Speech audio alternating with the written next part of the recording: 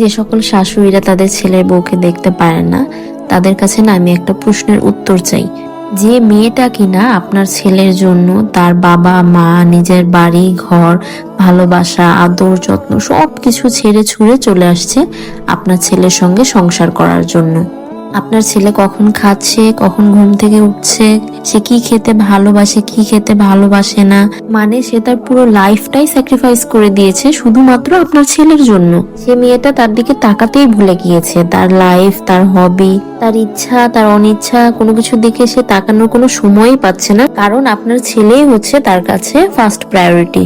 আচ্ছা, আপনাদের কখনো মনে হয় না যে এই মেয়েটাকে আপনাদের একদম মাথায় করে রাখা উচিত? এই যে কিছু শাশুড়িরা যে বলেন, আমার ছেলে আমি জন্ম দিয়েছি তো আমার কথাই সে শুনবে, আর কারো কথা শুনতে পারবে না।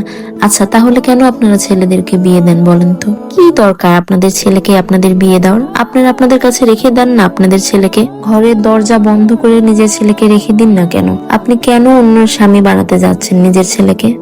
একটা মেয়ে তার সব কিছু ছেড়ে দিয়ে চলে আসে শুধু একটা মাত্র মানুষের জন্য, তার স্বামীর জন্য, সুন্দরভাবে সুখে শান্তিতে সংসারটা করার জন্য, কিন্তু তাকে শান্তিতে থাকতে দেওয়া হয় না। কোনোভাবেই তাকে সুখে শান্তিতে সংসার করতে দেওয়া যাবে না, এমন একটা চিন্তা ভাবনা নিয়ে আপনারা একদম বসে থাকেন। তার সম্পর্কের মধ্যে আপনাকে 3 নাম্বার ব্যক্তি হয়ে ঢুকতে হবে, এই সম্পর্কটাকে নষ্ট করতে হবে, সম্পর্কটাকে একদম ছারখার করে দিতে হবে। আচ্ছা, মা হয়ে কিভাবে কাজগুলো করেন আপনারা একটু বলেন তো? একটা মা হয়ে নিজের ছেলের সংসার ভাঙতে এত আনন্দ কিসের আপনাদের? মানে কি একটা মজা, ওদের সংসার ভেঙে যাচ্ছে, ডিভোর্স হয়ে যাচ্ছে, মানে বিশাল একটা অ্যাচিভমেন্ট না? আমার ছেলে কোনোদিনও বড় হতে পারবে না, অন্য কারো হতে পারবে না, তাহলে কোলে বসে ফিটার খাওয়ান, বিয়ে দিচ্ছেন কেন? আমার ছেলেকে আমি কখনো অন্য কারোর সাথে দেখতে পারবো না, কথাবার্তা এগুলো মানে শুনে মনে হয় কোনো প্রেমিকা এগুলো কথা বলছে, মা বলছে না। এগুলো মায়েদের ডায়লগ না।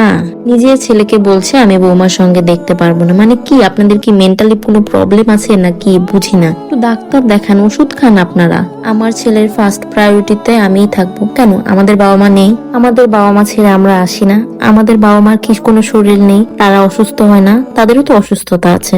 আমাদের বাবা মারা তো এগুলো কথা বলে না। আমি জন্ম দিয়েছি, আমি বড় করেছি, আমি পড়াশোনা করিয়েছি, আমি হেন করেছি তেন করেছি।